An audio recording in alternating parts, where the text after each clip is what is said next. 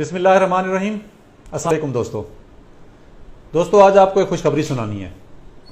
Corona کچھ بھی نہیں ہے، یہ سب ڈرامے بازی ہے، یہ سب ڈاکٹروں کا پیسے کمانے کا بہانہ ہے۔ حکومت پاکستان اتنی امیر ہو گئی ہے کہ ہمارے قرضے ختم ہونے کو ہیں۔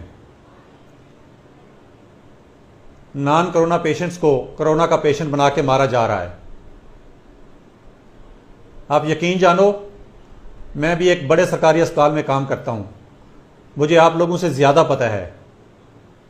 میں آپ کو بڑی ذمہ داری سے کہہ رہا ہوں کہ اس وقت ہمارے ملک میں وارڈ، آئسولیشن وارڈ، کرونا کے وارڈ، وینٹیلیٹرز خالی پڑے ہیں۔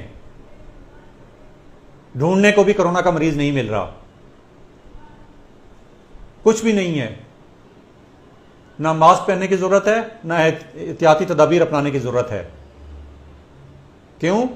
سادہ سی وجہ ہے کہ موت کا ایک دن مقرر ہے، جب مرنا ہوگا مر جائیں گے، اس میں کیا پرابلم ہے؟ ہم بڑے پکے مسلمان ہیں، ہمارے اعمال دیکھیں، مرنے کے بعد ہمارے لیے جنت تیار ہے۔ میں اور آپ اتنے اچھے تو ہیں، دنیا جہان کی نیکیاں ہم کرتے ہیں، کوئی ایک برائی ایسی ہے جو ہم میں ہے؟ نہیں، بالکل بھی نہیں۔ اللہ میاں نے جنت ہمارے لیے تو بنائی ہے۔ خدا کا خوف نہیں ہے آپ لوگوں میں۔ میں اپنے اس لہجے پہ آنے پہ مجبور ہوں۔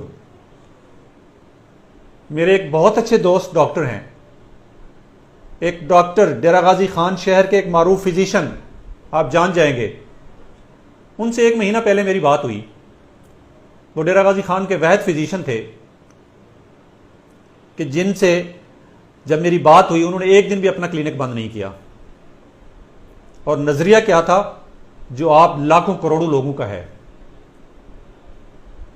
کہ ڈاکٹر صاحب کچھ نہیں ہوتا، کرونا سے کیا ہوتا ہے، اللہ کی مرضی کے بغیر تو کچھ بھی نہیں ہوتا۔ وہ بڑے صحیح العقیدہ مسلمان ہیں، بہت نیک آدمی ہیں، بہت اچھے ہیں، ڈیرہ غازی خان کی شہر میں خدمت خلق کے حوالے سے مشہور ہیں۔ آج طیب اردگان ہسپتال ترکی میں وینٹیلیٹر پہ شفٹ کیا جا رہا ہے ان کو۔ یہ ہے انجام غیر ذمہ داری کا، غفلت کا، بات نہ ماننے کا، احتیاطی تدابیر نہ اپنانے کا۔ میں اس کو کہتا ہوں خودکشی ہے۔ یہ خدا کی مرضی کی موت نہیں ہے۔ خدا کا واسطہ ہے آپ لوگوں کو، ہماری حکومت تو ہم نے اپنی زندگی میں نہیں دیکھی۔ عمران خان صاحب سے بڑی توقعات تھیں، لیکن میرا خیال ہے عمران خان کی حکومت کو بھی ہم یاد کریں گے ان کے غلط فیصلوں کی وجہ سے۔ اس وقت آپ کو پتہ ہے پوری دنیا میں پاکستان کیسز کے حوالے سے پہلے نمبر پہ جا رہا ہے، ڈیلی کیسز کے حوالے سے۔ ذرا برابر خوف نہیں ہے آپ لوگوں کو، آپ بات سننے کے لیے تیار نہیں ہیں۔ خدا کا واسطہ ہے یار، اپنی زندگیوں پہ رحم کریں، اپنے بچوں کی زندگیوں پہ رحم کریں۔ میں جس شہر سے بول رہا ہوں ڈیرہ غازی خان، فیملیز پازیٹیو ہو چکی ہیں۔ وہی ہمارے دوست، اللہ تعالیٰ ان کو صحت یاب کرے، میری دل سے دعا ہے ہمارے تمام ڈاکٹرز کو صحت یاب کرے، تمام عوام کو صحت یاب کرے۔ ان کی پوری فیملی بیوی بچوں سمیت پازیٹیو ہو گئی ہے، جو یہ کہتے تھے عامر بھائی کچھ نہیں ہوتا، اللہ کی مرضی کے بغیر کچھ بھی نہیں ہوتا۔ اللہ کی مرضی اس طرح سے نہیں ہوتی کہ آپ کنویں میں چھلانگ لگا دیں اور کہیں کہ اللہ کی مرضی ہوئی تو میں بچ جاؤں گا، نہیں تو میں مر جاؤں گا۔ یہ اللہ کی مرضی نہیں ہے، اس کو خودکشی کہتے ہیں۔ اس وقت پاکستانی عوام خودکشی کر رہی ہے، کوئی مجبوری نہیں ہے، لاتعداد لوگوں کی کوئی مجبوری نہیں ہے۔ شوقیہ گھروں سے باہر نکل کے آ رہے ہیں، پھر رہے ہیں، شاپنگ کر رہے ہیں، مارکیٹوں میں پھر رہے ہیں، خالی رکشے لے کے پھر رہے ہیں۔